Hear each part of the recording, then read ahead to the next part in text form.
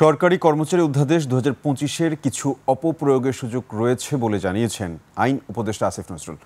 সচিবালয়ে কর্মকর্তা কর্মচারী ঐক্য ফোরামের সদস্যদের পক্ষ থেকে অধ্যাদেশ বাতিলের স্মারকলিপি গ্রহণের পর তিনি আরও বলেন, আইনটি পর্যালোচনা করতে একটি উচ্চ পর্যায়ের কমিটি গঠন করার সিদ্ধান্ত নিয়েছে সরকার।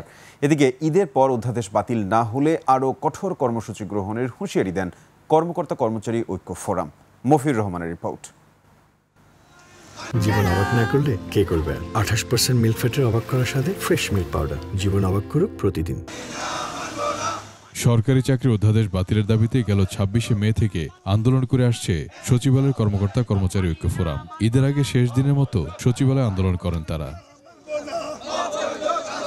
নেতারা বলেন, দাবি মানা না হলে ঈদের পর আরো কঠোর কর্মসূচি দেওয়া হবে। প্রয়োজনে সারা দেশে কর্মচারীদের নিয়ে কর্মবিরতি পালন করা হবে। যদি আমাদের সাথে কোনো আপোষ রফা না করা হয়, আমরা প্রয়োজনে কর্মবিরতি না শুধু আমরা অবস্থান কর্মসূচিও দিতে পারি। আমরা দরকার হইলে সারা বাংলাদেশে ডিসি অফিস, বিভাগীয় অফিস, হাসপাতাল সহ সমগ্র বাংলাদেশে আমরা এই কর্মসূচি ছড়িয়ে দিব। পরে তারা অধ্যাদেশটি বাতিলের দাবিতে স্মারকলিপি দেন অর্থ উপদেষ্টা বরাবর। এটি গ্রহণ করেন উপদেষ্টার এপিএস। নেতারা স্মারকলিপি দেন আইন উপদেষ্টার কাছেও।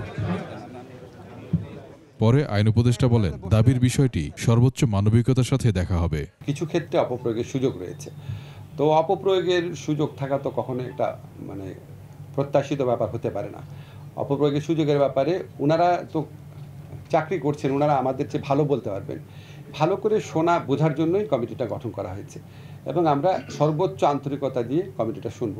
এদিকে শাহবাগ থেকে চাকরিবিধি আন্দোলনের বিরুদ্ধে সচিবালয় অভিমুখে যাত্রা করে জুলাই ঐক্য।